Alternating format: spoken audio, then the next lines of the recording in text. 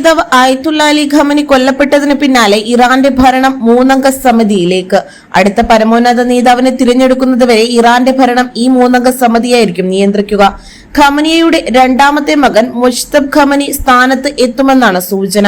ജനങ്ങൾ തിരഞ്ഞെടുത്ത മതപണ്ഡിതരുടെ 88 അംഗ സമിതിയാണ് ഇനി അടുത്ത പരമോന്നത നേതാവിനെ തിരഞ്ഞെടുക്കുക. മതരാഷ്ട്രമായ ഇറാനിൽ പ്രസിഡന്റിനു മുകളിലാണ് പരമോന്നത നേതാവിന്റെ സ്ഥാനം. രാജ്യത്തിന്റെ ഭരണഘടന അനുസരിച്ച് പൊതുനയങ്ങൾ പരമോന്നത നേതാവാണ് തീരുമാനിക്കുന്നത്. ഇസ്ലാമിക കാര്യങ്ങളിൽ പാണ്ഡിത്യമുള്ള, രാജ്യാന്തര കാര്യങ്ങളെക്കുറിച്ച് വീക്ഷണമുള്ള ഒരാളായിരിക്കും തിരഞ്ഞെടുക്കപ്പെടുക. ഖമനിയുടെ സംസ്കാര ചടങ്ങുകൾക്ക് ശേഷമായിരിക്കും പുരോഹിത സമിതി പിൻഗാമിയുടെ പേര് പ്രഖ്യാപിക്കുക എന്നാണ് റിപ്പോർട്ടുകൾ. എന്നാൽ ചരിത്രത്തിലെ വൻ ചെകുത്താൻ കൊല്ലപ്പെട്ടെന്നായിരുന്നു അമേരിക്കൻ പ്രസിഡന്റ് ഡൊണാൾഡ് ട്രംപിന്റെ പ്രതികരണം. ഖമനിയുടെ മരണത്തിന് ശേഷവും ഇസ്രായേലിലേക്കും പശ്ചിമേഷ്യൻ രാജ്യങ്ങളിലേക്കും ഇറാന്റെ ആക്രമണം തുടരുകയാണ്.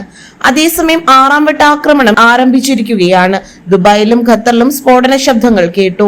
ഇസ്രായേൽ നഗരങ്ങൾ ലക്ഷ്യമാക്കിയും ഇറാന്റെ മിസൈൽ ആക്രമണം ആരംഭിച്ചിട്ടുണ്ട്. ബഹ്റൈനിലും കുവൈത്തിലും സുരക്ഷാ സൈറനുകൾ മുഴങ്ങി.